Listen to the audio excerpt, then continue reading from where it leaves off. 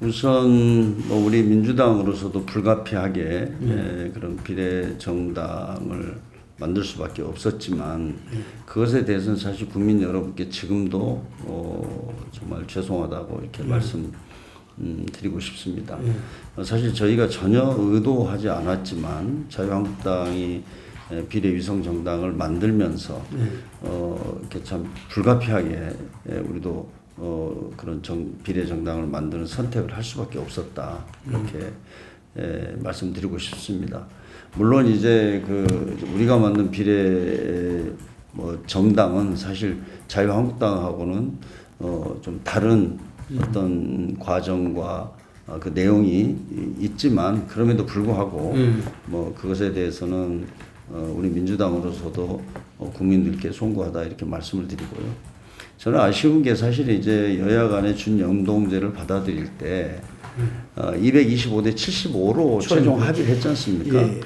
근데 작년에 그 정개특위를 하는 과정에서 위성정당 문제는 계속 나왔습니다. 우리가 뭐 알바니아 사례도 이야기를 했었고. 그렇죠. 알바니아 기억나요. 그런데 이제 당시에 이제 그런 야당을 우리 4+1을 함께 했던 야당에서는 그런 위성정당은 불가능하다.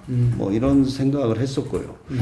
그래서 또 어떤 제도적인 장치를 좀 마련하려고 했습니다.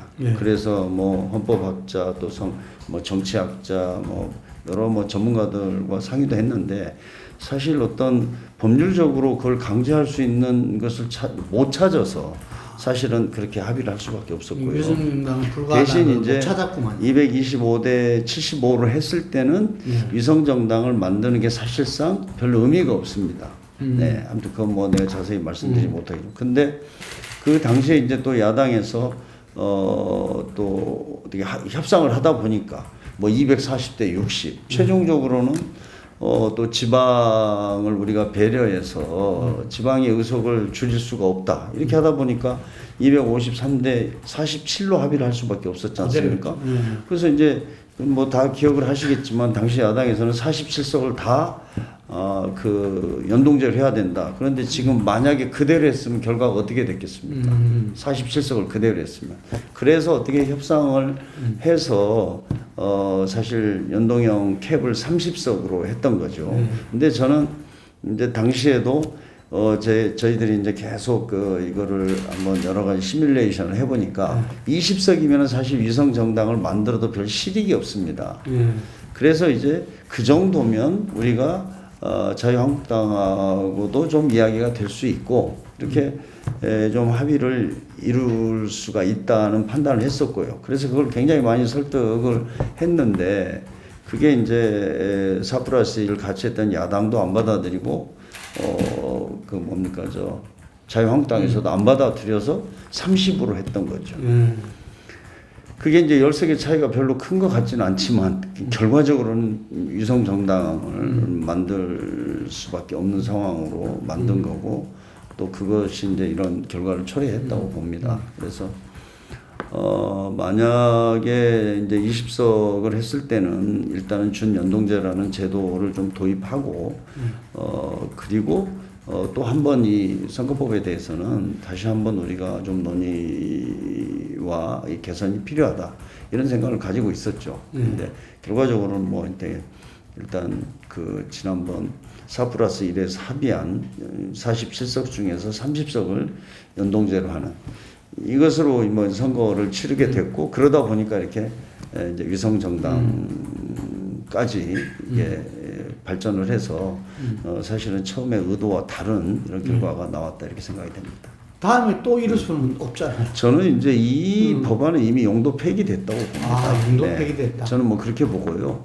이 선거법은 다시 원점에서 재검토해야 된다 이렇게 봅니다. 네. 그런데 이번에도 이제 선거법을 하다 보니까 우리가 당연히 이거는 또 우리 개헌, 우리 권력 구조의 문제하고도 연결이 됩니다. 연동제는 당연히 뭐 내각제라든 이렇게 되는데 이것을 저는 제대로 만들기 위해서는 어떤 헌법 개헌과 선거법 이게 같이 이루어지지 않으면은 항상 이렇게 좀 젊은이식의 어떤 한계가 있을 수밖에 없다 이렇게 생각합니다. 우리가 이제 87년에 민주화의 예. 성과로 지금 개헌을 해서 만든 헌법으로 지금 우리 국가가 지금 지속되고 있습니다. 근데 저는 지금은 그 87년 헌법의 한계를 극복해야 지금 대한민국이 국내적으로는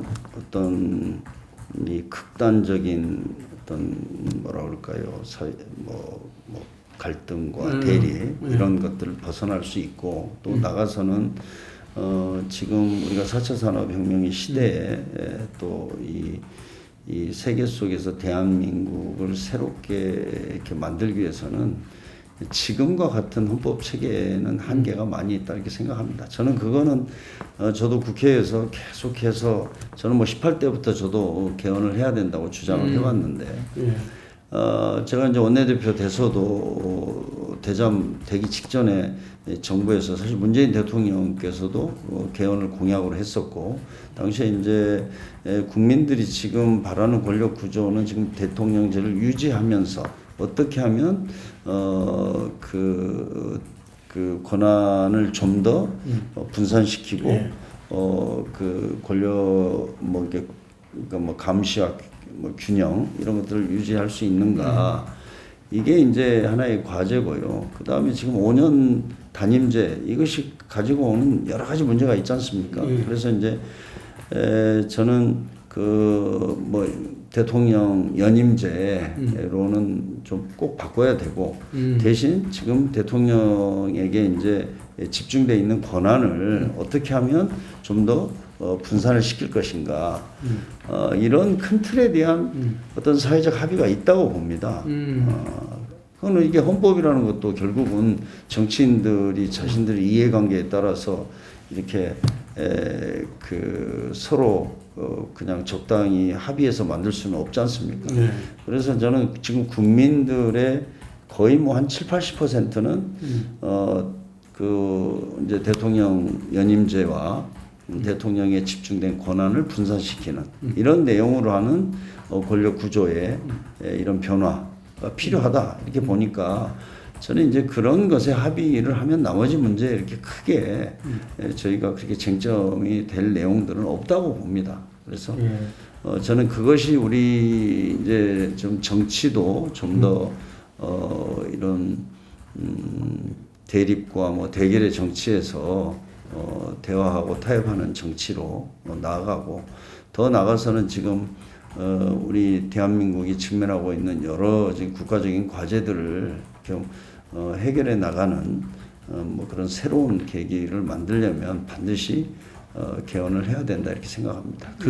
그것과 이제 선거법은 저는 연동해서 같이 논의를 해서 풀어야 된다 이렇게 보고 있습니다. 저는 이제 예를 들어서 가장 어려웠던 게 뭐 공수처법 이런 거 아닙니까? 사실은 그건 뭐 우리 문재인 정부의 공약 1호였는데 그 과정에서의 어떤 솔직히 검찰의 엄청난 저항, 반발 이런 것들까지 겹쳐서 또 국회에서의 그런 또 그런 어떤 것들이 작용을 해서 일체 어떤 합의 처리가 어려웠던 상황 이런 것들이 참 이제 대표하는 것이 20대 국회라고 생각합니다.